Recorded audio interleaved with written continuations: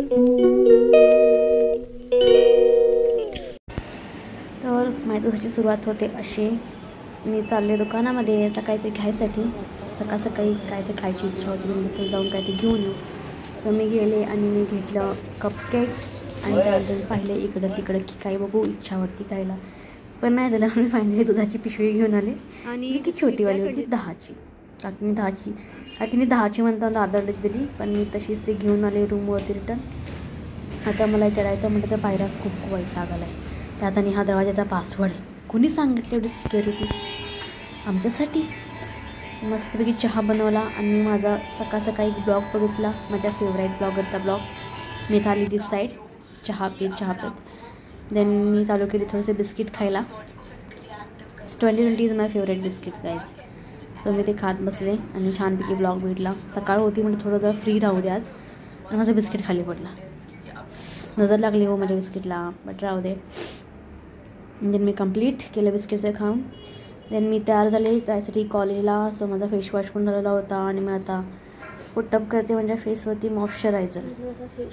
Moisturiser खूप गरजेचं आहे माझ्या स्किन केअरसाठी, आणखी मॉइश्चरायझरशिवाय काय होऊ शकतच नाही. त्यामुळे ना मॉइश्चरायझर कसं मस्त वाटतं स्किन झाल्यामुळे.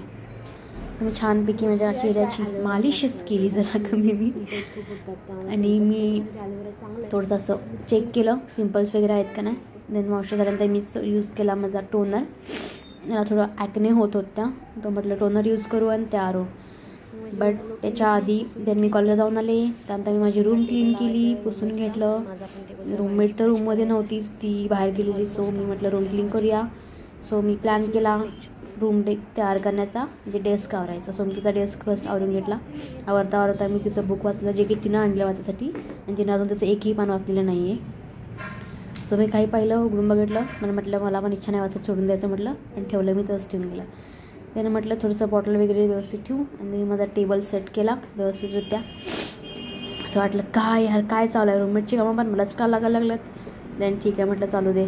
तर मी माझा पण टेबल थोडासा नीट व्यवस्थित केला. थोडे डबे वगैरे व्यवस्थित लावले, घड्याळ, देन पेन्स आणि सेटअप करून घेतलं. धूळ पडलेली खूप, रस्त्याला आहे ना रूम, सो धूळ खूप येते रूममध्ये माझ्या प्रचंड. तर पटपट क्लीन असण्याच्या नावाने आज नवीन मेथड ट्राय केली, ती म्हणजे मेणबत्ती यूज करून मी जरा डोक्याला शांतता द्यायचा प्रयत्न करते. म्हणजे डोक्याची पूर्ण वाट लागली आणि I want to peace. Then थोडी स्टडी केली आणि जेवून वगैरे मी चालले थोडंसं केस विंचरायला, बिकॉज आता नाईट स्किन केअर करायची गरज होती संध्याकाळसाठी. जवळपास संध्याकाळचे 11:30 वाजले होते आणि केस विंचरले वगैरे व्यवस्थित. तर टँगल पण झालेले, दिवसभर कॉलेजमध्ये होते सोडले होते ना, तर टँगल रिमूव्ह केलं, तेल लावलं. 2000 years later. देन पटपट वेणी घालायला खूप आवडते. वेणी घातल्याने कसं केस व्यवस्थित राहतात, टँगल होत नाहीत, आणि माझं मी स्किन केअर केला.